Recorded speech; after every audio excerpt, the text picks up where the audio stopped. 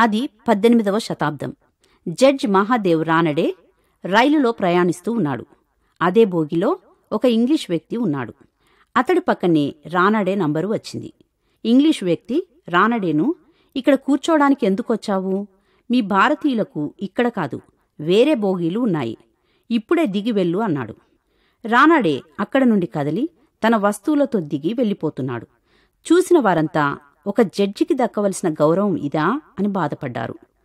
రానడేను మీరు దిగవలసిన స్టేషన్ ఇదేనా అని అడుగుతూ ఉండగా రానడే లేదు, ఇక్కడి నుండి వేరే బోగీకి వెళ్ళాలి అంటూ ఇంగ్లీష్ వ్యక్తికి ఒక్క మాట కూడా ఎదురు చెప్పకుండా దిగి వెళ్ళిపోయాడు.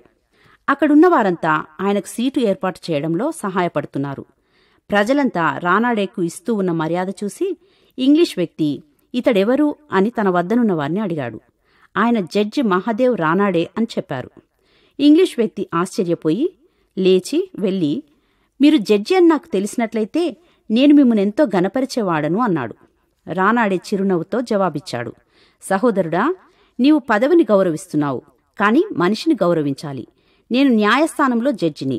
బయటికి వచ్చిన తర్వాత నేను కూడా సామాన్యమైన మనిషిని. ఒకవేళ మా భారతీయులను అవమానించడం అంతగా సంతోషం కలిగించేదైతే నేను కూడా భారతీయుడినే కదా అన్నాడు. ఆంగ్లేయుడు చాలా సిగ్గుపడ్డాడు. తిరిగి మాట్లాడలేకపోయాడు. ఒకరి యందొకరు ప్రేమానురాగాలు కలిగి ఉండాలని, ఇతరులను గౌరవించడంలో మనం సంతోషించాలని బైబిల్ తెలియచేస్తుంది. మరి ఈ రోజు నుండి మనం కూడా పదవి హోదాను బట్టి కాక మనిషిని మనిషిగా గౌరవిద్దామా?